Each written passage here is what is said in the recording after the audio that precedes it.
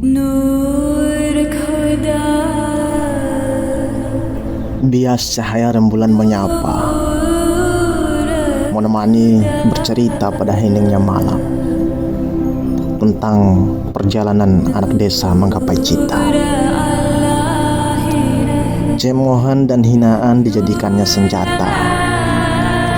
Jirah nawaitu terpasang erat tonggak pertahanan harapan. Sujud sebagai bentuk penyerahan nafas.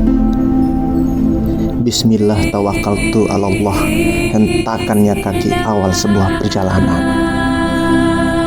Hidup ini tiada yang tahu akan bagaimana ujungnya.